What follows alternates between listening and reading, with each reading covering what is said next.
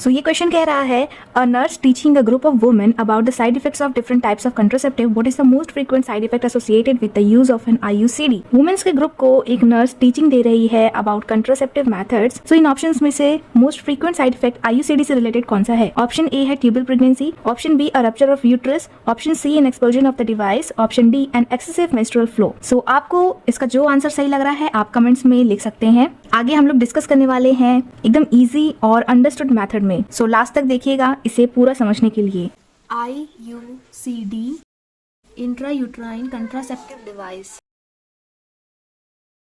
ये एक ऐसी डिवाइस है जिसको फीमेल के यूट्रस में लगा दी जाती है और फीमेल के यूट्रस में लगाने के बाद ये प्रेगनेंसी को होल्ड करके रखती है, प्रेगनेंसी को अवॉइड करती है। अगर बात करें कि इसको लगाने का बेस्ट टाइम क्या होता है तो बोल सकते हैं कि with in the 10 days of menses, यानी मेंस्ट्रुअल साइकिल के शुरुआती 10 दिनों में इसे लगा दो, या कहें within a week after cessation of menses, मतलब मेंसेस के बंद होने के बाद एक हफ्ते में इसे लगा देना। या फिर इसे क्या कह सकते हैं, not in bleeding face, bleeding face में इसको बिल्कुल नहीं लगाना। ऐसा क्यों किया जाता है? तो ऐसा इसलिए करते हैं बिकॉज क्योंकि इस टाइम पे जो सर्वाइकल ऑस होता है वो ओपन होता है। नेक्स्ट चीज हमने ये बोली कि अगर नॉर्मल डिलीवरी होती है तो 3 दिन के अंदर उसे डिस्चार्ज मिलता है तो 3 दिन के अंदर इसे लगा देना चाहिए, और सिजेरियन सेक्शन में 7 दिन के अंदर। या फिर हम इसको टोटली ये भी कह सकते हैं कि बिफोर डिस्चार्ज फ्रॉम हॉस्पिटल। अब हम लोग देखेंगे मैकेनिज्म ऑफ एक्शन इसका कैसे होता है।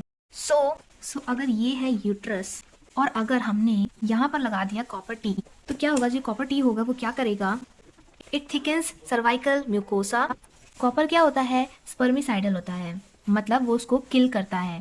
फिर और ये क्या करता है? इट ब्लॉक यूट्राइन बॉडी, ये जो यूट्राइन की बॉडी है ये इसको ब्लॉक कर देता है।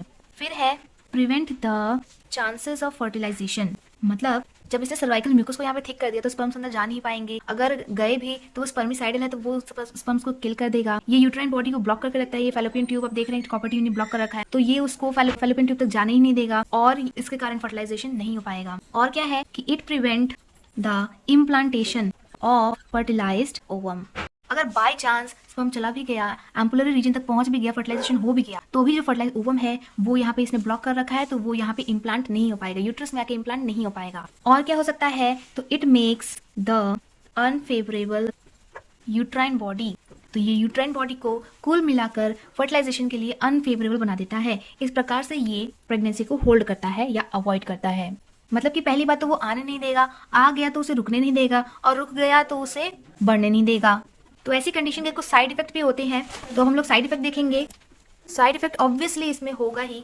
तो साइड इफेक्ट में पहला नाम आता है ब्लीडिंग, देन आता है पेन, देन आता है PID, pelvic inflammatory disease, then आता है एक्टोपिक प्रेगनेंसी, उसके बाद आता है स्पॉन्टानियस एक्सपल्जन, फिर आता है यूट्राइन परफोरेशन। इनमें से जो ब्लीडिंग होती है वो मोस्ट कॉमन होती है, और जिस किसी को भी ये आईयूडी लगा रहता है उनमें से हर किसी महिला का ये कंप्लेन तो होता ही है कि उनको ब्लीडिंग हो रही है। Second most common side effect होता है पेन, उनको पेन होता है। पीआईडी होता है, पेल्विक इन्फ्लेमेटरी डिजीज होने लगती है, इसके लिए ब्रॉड स्पेक्ट्रम एंटीबायोटिक्स चला के उसको ठीक किया जाता है। फोर्थ बात है टॉपिक प्रेगनेंसी, कहीं भी इम्प्लांटेशन हो सकता है उसके बाद भी। स्पॉन्टेनियस एक्सपल्शन, कई बार बाहर भी आ जाता है। यूट्राइन परफोरेशन, वो उसको फाड़ भी सकता है। अब अगर पूछा जाए कि आईयूडी को निकालने के लिए, रिमूवल के लिए क्या रीजन हो सकते हैं, तो रिमूवल के लिए पहला रीजन होगा पेन, सेकंड रीजन होगा ब्लीडिंग। तो अगर रिमूवल वाली कंडीशन आ गई है तो हम सबसे पहले पेन वाले को रिमूव करना होगा, अगर पेन के कारण रिमूव होता है, और सेकंड कारण होता है ब्लीडिंग के कारण।